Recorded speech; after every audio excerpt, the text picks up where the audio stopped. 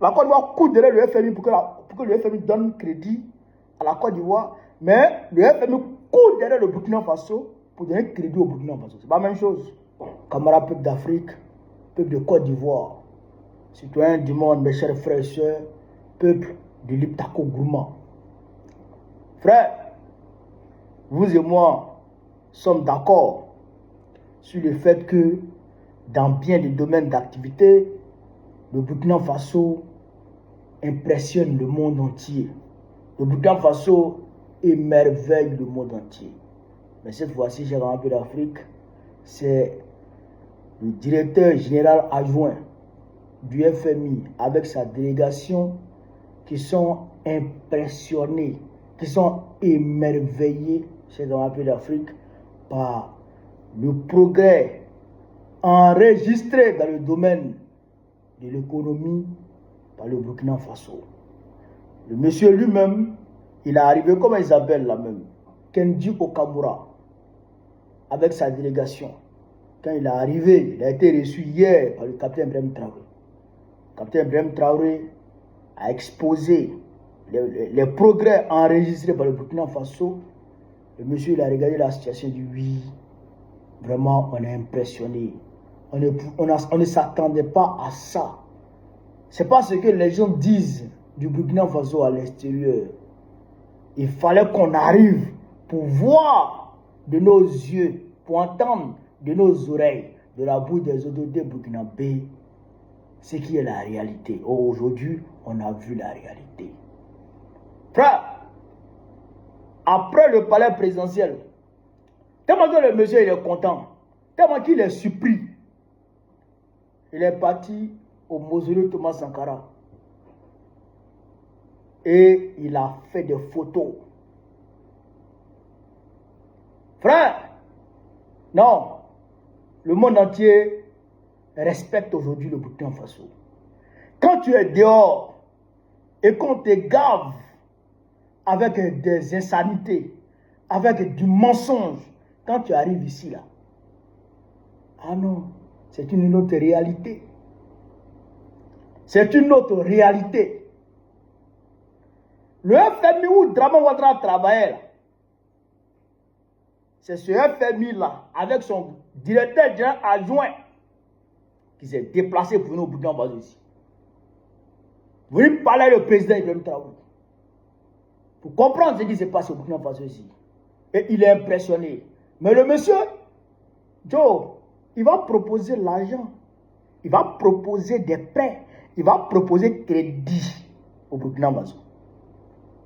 Parce qu'il sait que le Burkina Faso est un État sérieux. Le Burkina Faso est dirigé par des hommes crédibles, par des hommes de parole, par des hommes de bonne volonté.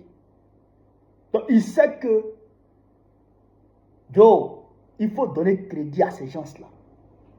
Lui, il vient proposer qu'il court derrière le Burkina Faso là pour donner crédit au Burkina Faso. Donc à ce moment, ça ne sera pas le même taux d'intérêt que la Côte d'Ivoire qui court derrière le FMI pour que le FMI donne l'argent. C'est la même chose. La Côte d'Ivoire court derrière le FMI pour que le FMI donne crédit à la Côte d'Ivoire, mais le FMI court derrière le Burkina Faso pour donner crédit au Burkina Faso. C'est pas la même chose. C'est la même chose. C'est au Burkina Faso de fixer son taux d'intérêt pour discuter dans l'intérêt du peuple burkinabé son taux d'intérêt. C'est-à-dire que le crédit burkinabé sera moins cher que le crédit ivoirien.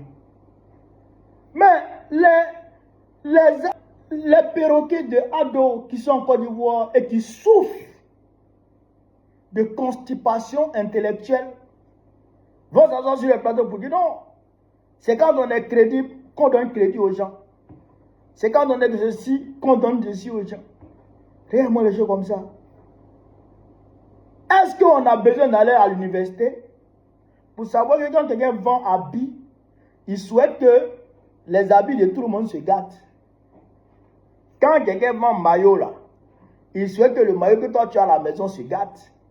Ou bien qu'on crée un nouveau maillot pour que lui ses maillots sortent, pour que lui son activité marche. Le FMI vend l'argent. Le FMI, il vend l'argent. Ils vendent l'argent. Donc, ils veulent que toi, tu sois dans le besoin.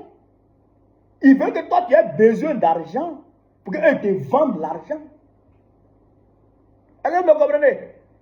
Parce que quand ils te donnent 100 000 comme ça, là, tu es obligé de rembourser à 110 000 ou bien 105 000. Ça dépend du pays.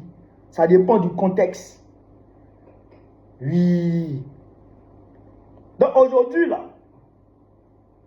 le FMI, là, court derrière le Burkina Faso pour donner crédit au Burkina Faso. Oh yeah! Quand le Burkina Faso, quand le capitaine Ibrahim Traoré est arrivé au pouvoir, tous ceux ont fermé leurs portes. Et tous, ils avaient fermé, que ce soit la Banque mondiale, que ce soit le FMI. Toutes les institutions de Bretton Woods avaient fermé leurs portes au Burkina Faso. Ils ne voulaient même pas entendre parler du Burkina Faso. Et le capitaine Ibrahim Traoré, avec ses camarades, ont travaillé à développer l'économie endogène, l'économie nationale, puiser dessus pour aller acheter les armes, acheter les équipements militaires et consorts, acheter les équipements agricoles, lancer l'offensive agro-pastorale. Aujourd'hui, le Burkina Faso a atteint l'autosuffisance alimentaire. Ils ont vu ça et dit, si on ne va pas au Burkina Faso pour aller leur donner crédit, même si on gagne 2% de taux d'intérêt, c'est pas grave. Et en Côte d'Ivoire, on gagne au moins 30% de taux d'intérêt. Au Burkina Faso, même si on gagne 2% de taux d'intérêt, c'est pas grave. Parce que si on ne fait pas ça, d'autres pays vont prendre l'exemple pour dire, ah, donc on peut se développer sur la base de la production endogène, sans compter sur le soutien extérieur, sans compter sur les financements extérieurs. Donc, d'autres pays vont commencer à prendre la même voie que le Burkina Faso. Donc, il faut qu'on aille brouiller les pistes pour ne pas que les gens suivent l'exemple burkinabé. Et là, vous comprenez? Donc, c'est pourquoi eux tous, ils sont en train de venir maintenant. Vous avez vu les États-Unis, non? Les États-Unis viennent, ils disent non, ils sont disposés maintenant à travailler avec l'AES. Parce que l'AES a montré que eux, ils peuvent se développer sans aide extérieure. L'AES a montré ça. Donc aujourd'hui, il faut venir avec une nouvelle approche pour essayer de se présenter aux yeux du monde, d'accord, comme des entités qui sont avec l'AES pour aider l'AES à atteindre ses objectifs. Pour ne pas que les gens disent demain que oui, l'AES s'est défendu tout seul et l'AES a réussi à atteindre la prospérité, d'accord, sans l'aide extérieure, sans l'aide des personnes. Vous comprenez?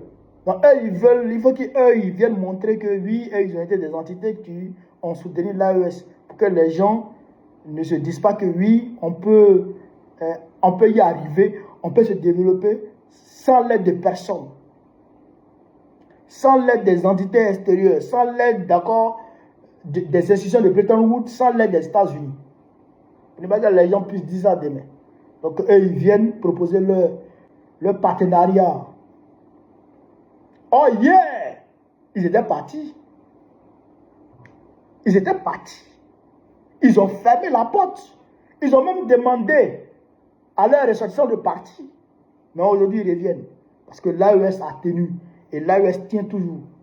Mais en même temps qu'ils viennent, le jour, présenter leur intention de travailler avec l'AES dans un esprit de partenariat gagnant-gagnant, mais la nuit, là, ils préparent des coulouches. Ça aussi, il ne faut pas occulter ça. La nuit, ils préparent des coulouches. On voit leur louvoiement. On voit leur louvoiement et on constate qu'ils sont dans un processus d'encerclement de l'AES. Mais les dirigeants de l'AES savent. Ils savent ça. Ils savent que ceux-là ne sont pas crédibles. Ils ne peuvent jamais être crédibles. Ils ne peuvent jamais être crédibles. On doit rester toujours éveillé. On doit toujours rester éveillé. C'est ça qui est la vérité.